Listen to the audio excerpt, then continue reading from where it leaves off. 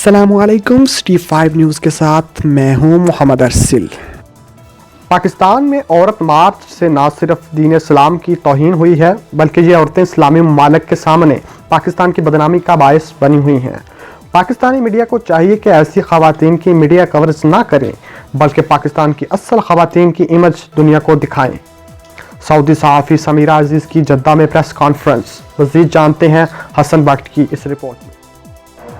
Saudi अरब के शहर जद्दा में मरूफ सऊदी सहाफ़ी और बिजनेसमैन समीरा अजीज ने जद्दा में प्रेस कॉन्फ्रेंस करते हुए कहा कि पाकिस्तान में ख़वातीन ने जिस तरह आलमी दिन मनाया और जो पे कार्ड और बैनर्स उठाकर मार्च के लिए निकली और उन पे दर्ज नारों से न सिर्फ हमारी मजहब की तौहीन हुई बल्कि इस्लामी ममालिक के सामने की बदनामी का बहस बनी है।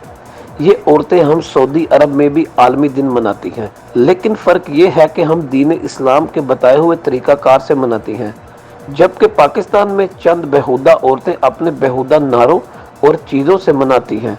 पाकिस्तान हुकूमत को इनके खिलाफ एक्शन लेना चाहिए क्योंकि मारवी सरमद जैसी बदकिरदार ख़वातीन और उनकी बदतमीज़ी की वजह से सऊदी मीडिया में भी पाकिस्तान की बदनामी हुई है और हमसे सवालात पूछे गए हैं कि ये क्या हो रहा है पाकिस्तान में। पाकिस्तानी मीडिया को चाहिए कि ऐसी औरतों को कवरी ना दे और खलीलुर रहमान जैसे राइटर की इज्जत करें। इंसान है, वो गुस्सा उनको आ सकता है, लेकिन इस मसला को इतना उठाया ना जाए।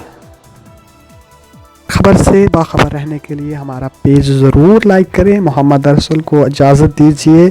अल्लाह निगहबान।